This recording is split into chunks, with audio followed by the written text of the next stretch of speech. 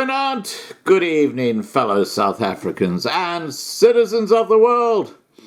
And yeah, we're on the subject of the B's again, BEE and BBBEE. And in the video that's attached, we have a lady who's got a PhD in BBBEE explaining why the whole thing is cactus. And it's a very interesting interview. But of course, BEE is even worse. It is so discriminatory. It is so racist. And that's what black Africans are doing now to white South Africans, but they don't see it. Anyway, let me just give you some background information, and you'll understand what is happening around the world. The countries around the world are starting to wake up. The governments of Germany, the United Kingdom, the USA, the Netherlands and Switzerland have all written to the presidency through their missions in Pretoria, warning that South Africa needs to make clear moves against corruption. Well, good luck with that. I mean, the whole place is cactus. Speaking to the paper, an official in the presidency said that the move was unprecedented, as foreign countries typically only step in when their governments violate their laws or commit human rights violations. The memorandum signed by all 5 countries states that there should be a clear, unqualified, and manifest political commitment to the rule of law, the independence of the judiciary, and to honest and ethical business practices. I'm afraid those words and the ending of that statement really do not exist in South Africa. And I don't think anyone would dispute that. The 5 countries also said that they were concerned about the challenges of foreign investment, referring to the constant changes of the goalposts in the regulatory framework for mining, BEE targets, and intellectual property rights. Yeah, that racist BEE policy is starting to become a bit of a problem for the ANC government in South Africa. The countries also called for a change in South Africa's current visa practices.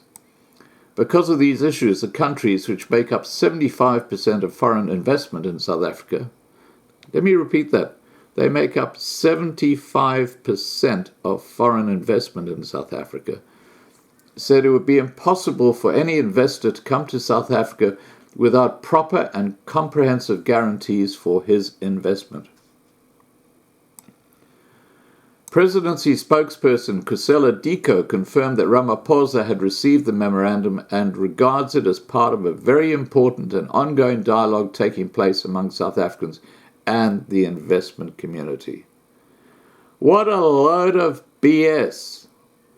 In the video attached, you'll hear how Ramaphosa is singled out as one of the greatest beneficiaries of that corrupt legalized policy called BBBEE, where companies have to literally give a huge portion of their equity over to a black African person. And of course, Ramaphosa, being connected and being in the right place at the right time, has become a billionaire directly as a result of BBBEE. It's the only reason he's a billionaire. Moving on, South Africa has gained international attention in recent years due to the breaking of several high-profile corruption scandals, which has not been limited to the widely reported Gupta state capture saga. In recent weeks, damning testimony by former Bosasa executives have brought to light the extent to which government officials have been implicated in bribery and corruption, spreading across almost every state department. While several investigations are underway, no high-profile arrests have been made as yet. And they won't be made. You know, you're talking about, as Peter Myberg said, this is a gangster nation. There is no rule of law. There's rule by gangsters. Look at Ace. You know, this is self-evident. I don't have to say anything.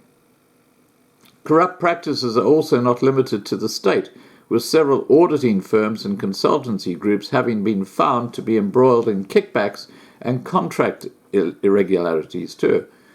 According to David Lewis, Executive Director of Corruption Watch, the high level of corruption experienced in South Africa threaten and undermine democracy and the rule of law in the country. Well, that's long gone. Look what's happening now in places like Durban. Where are the police? Nowhere to be seen, while these DSW goons do cartwheels in the middle of the city in their trucks, and they just break valves and they do whatever they like. I mean, the whole country of South Africa is in absolute chaos at the moment. It is in crisis. David Lewis said, "We have seen in order to loot public funds, the perpetrators have had to undermine those key pillars of democracy that are responsible to holding those in power to account. The undermining of Parliament and the criminal justice institutions are key cases in point."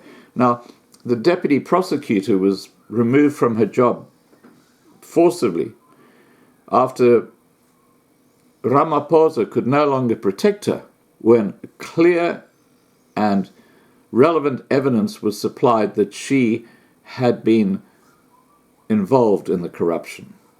And she's low-hanging fruit, really low-hanging fruit. The guys at the top are the guys making a killing, like Ramaphosa. In the most recent Corruptions Perceptions Index, published by Transparency International, South Africa failed to make any progress in improving its image as a corrupt nation in the eyes of other countries and international business. South Africa's corruption scores remain dormant at 43/100, showing that the country clearly needs to intensify its efforts to make serious inroads against corruption. Lewis said, "On the other hand, we have also seen how institutions that reflect the strength of our democracy, such as civil society organizations, the media and the courts, have been critical features of the fight back against state capture." What a load of BS. Look at Multichoice. I'll be talking about that in a second, and you'll understand why they've taken the action they have against Steve Hofmeyr. It is quite extraordinary. The Department of International Relations and Cooperation, DIRCO, said it noted with disappointment the dispatching of the memorandum to the Office of the Presidency. In terms of acceptable diplomatic practice, protocol and convention, diplomatic missions are expected to communicate to the receiving state by means of a note, verbal, diplomatic note, conveyed through the Department of International Relations and Cooperation, it said. All embassies, regional and international organizations accredited to South Africa are aware of this protocol and universal norm. Well, when you get desperate, you got to do desperate things, haven't you? Where's my little... Yeah, there we go. Got it. To that guy, Pog my horn. Yeah. It added that the South African government is intensifying its efforts to deepen and expand economic relations with a number of countries around the world. All matters that have been raised by investors are being addressed by the respective clusters of our government, DIRCO said. No, they're not. This is all BS.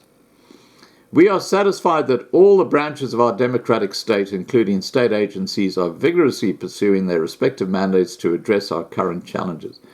Now, that is called complete crap. It's rather like Cucknet. You know who Cucknet is? Yeah, okay, well, it's this is like a partner in Cucknet, okay? Remember that Cucknet and Multichoice were involved with the Guptas? Yeah, and state capture. Minister Lindiwe Sisulu has instructed DIRCO to demarch the concerned ambassadors with a view to discussing substantive matters contained in their correspondence and to reiterate acceptable protocols in addressing such matters. And, of course, they've done absolutely frig all about it.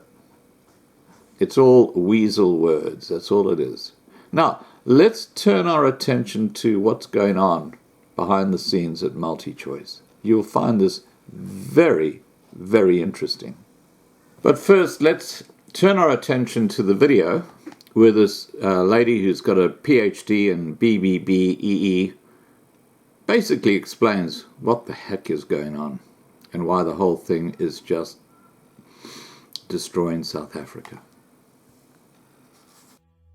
Probably the last time you saw Renee Horn, she was wearing a helmet and a bulletproof jacket because she was a war correspondent in places like Iraq, charming parts of the world. Now, she's in a battle of different sorts. Triple BEE. She's done a PhD on Triple BEE, and she's starting a course at Gibbs in 2013 all about the subject, because BEE, let's be frank about it, Renee, has failed dismally. Of course, according to my PhD, it has failed dismally. I think it's concentrated more on ownership. And I think the review of the scorecard is also concentrated on ownership. We need more skills development in the country. And I think that is actually not filtering through at this moment in time. I think also in terms of the Triple BE unit, it's the first actually in the country in terms of Gibbs. So I think what we're going to do in terms of this curriculum development is actually kind of more broaden it out, ensure that we actually have a situation whereby it's not a tick box approach at the end of the day. But if we need an academic course on Triple BEE, it suggests to me that we've lost the plot already, because it's far too complicated. If you've got to start teaching this stuff in a business school, then it's become academic rather than practical. Well, when I did my PhD, it was extensive interviews with multinationals, government, even small business as well. And if you ask them, what is Triple BEE? What's the difference between narrow BEE and Triple BEE? They actually didn't know. I mean, I had one businessman saying to me, but actually how broad is broad-based? And I said, but I'm asking you the question. I mean, you should actually be the expert in terms of this. No, but how broad is broad-based? You're the expert, Renee. You should know how broad is broad-based black economic empowerment.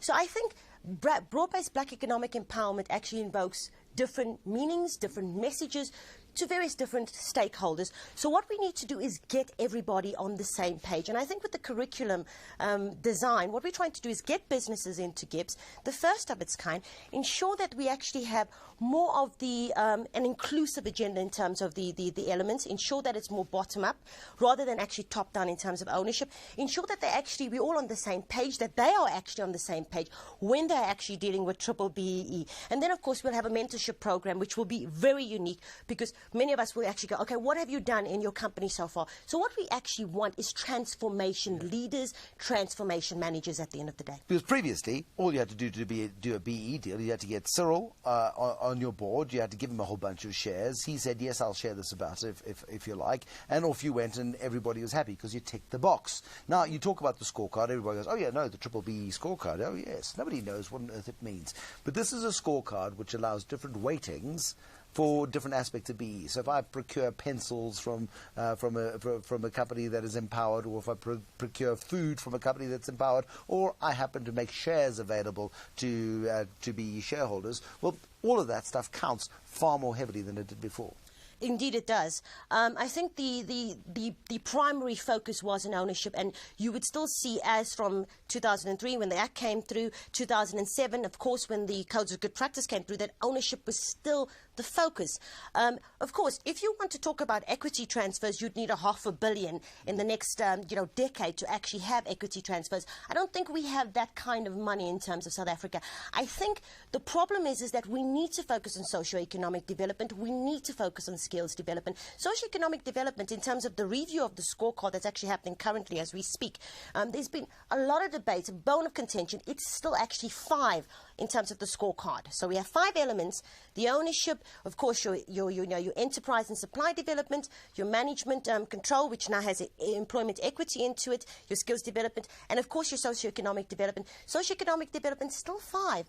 Why? Why are we still having 5 when we have issues such as Marikana actually happening in the country? And is ownership still too much of is there too much of an emphasis still on ownership in terms of the Triple BE scorecards? Yes, of course. I think there has been this particular aspect, another bone of contention, because we've actually raised the amount in terms of your qualifying companies. For example, you have exempted companies, the EMEs, and they are under 10 million. Before they were actually 5 million under 5 million, that means you're exempt from the triple BEE. But now they've actually divided it into two. In other words, you have a level 1 and a level 2. In other words, 50% ownership, 100% ownership. So you see, the eyes are glazing over because it's so blooming complicated. The point is, BEE is transforming into a more sensible, principles-based guide book for making sure that South Africa is a more equitable place into the future.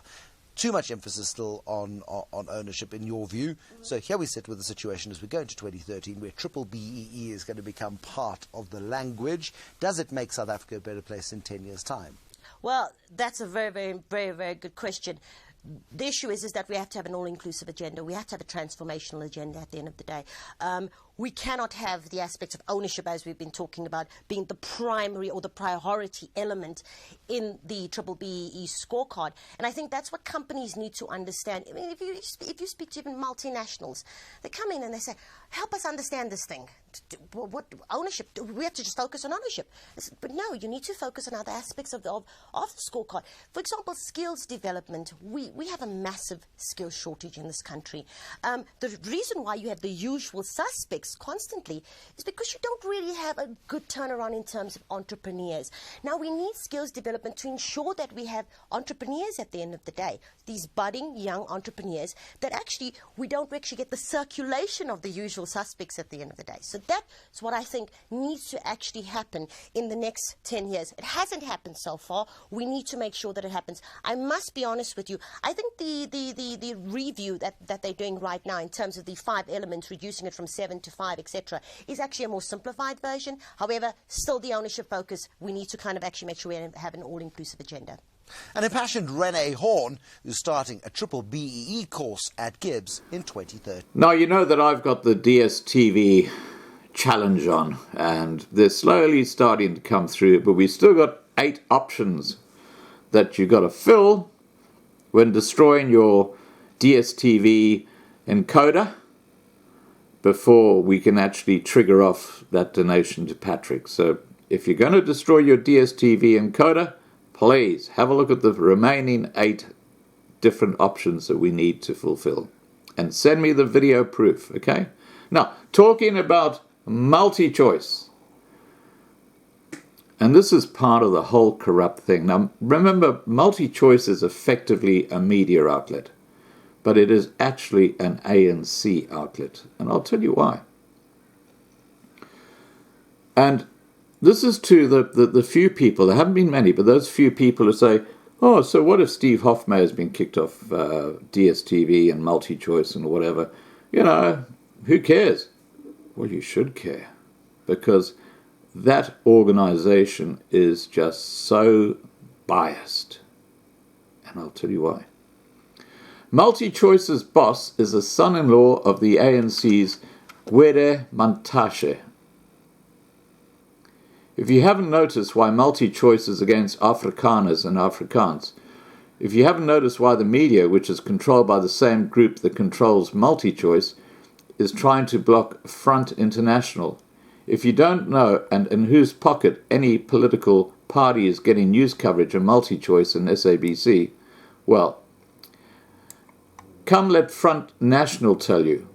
Multichoice's boss is the son-in-law of ANC's Gwede Mantashe. That's why we're glad that Kaknet and RSG don't invite us for interviews and political debates. At least you know we haven't sold out to their bosses yet. Okay, so there you go. Kaknet. Yep. Remember one of the options? Taking your DSTV encoder, it's got to be filmed, taking it to a used long drop toilet and throwing it into it. Kaknet. All right, guys, please remember to subscribe to be kept informed. Have a great evening, and remember to ring the bell so that you get the updates. Take care. Bye for now.